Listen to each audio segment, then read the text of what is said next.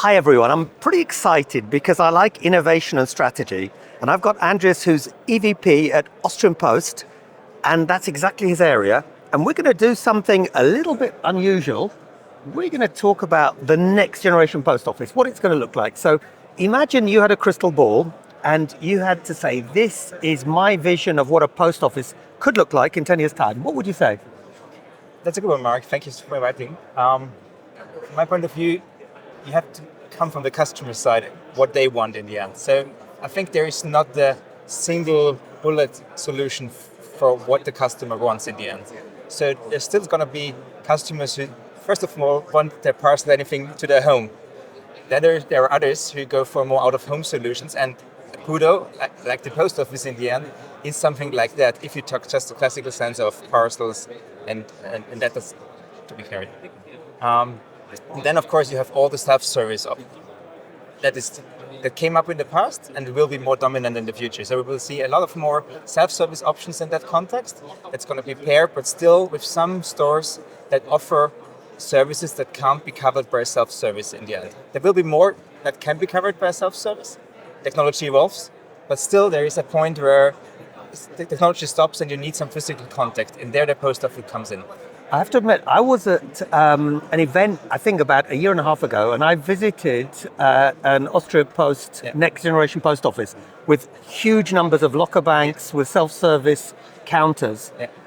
So in many ways, it's already happening, but what will be the change? So, can AI develop it? Is there anything else that you can see happening that makes it even more innovative and customer-centric? I mean, there's definitely products that currently can't be handled, which need identification of a customer, for example, already things close to that. So you need to be in a contact with the customer through a service like your app or through a service which offers identification, which then can allow you to build more services on top of that are currently not covered by an out-of-home service. So this is one way where new technology and knowing your customer and more interaction with your customers can help to augment what is currently going on in the out-of-home world. But still, on the other side, you're seeing services that are still needing customer interaction. For example, we are offering banking services. You've probably seen this as well. So there are services that next to the classical mail and parcel that we want to still be in touch with our customers, that work often in some aspects through physical and direct contact, but where also maybe some self-service extensions come in and where we can build on what is currently there and even build on out-of-home solutions also there. Still, I think there is some core that's still going to be a physical presence. Last question I've got then, because I think it's a really cool picture of how things will develop, but how do you think we can use better customer preferences and insights from the customer themselves? Can you imagine AI doing something in that space? And of course, everything starts with GDPR. We have this disclaimer first.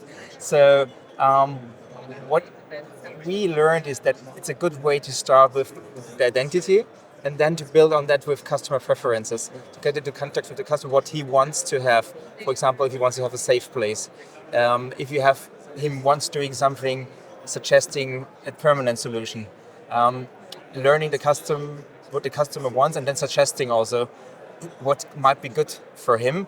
And in that sense, also developing kind of a profile, if you want, but I want it from the customer profile that then helps to tailor the services that we offer also perfectly for him. So here we have it. The 2030 post office is going to be more customer-centric. It's going to offer choice for different types of customers. And I think we're going to learn more and more from those customers who want to share that information about what it is they want.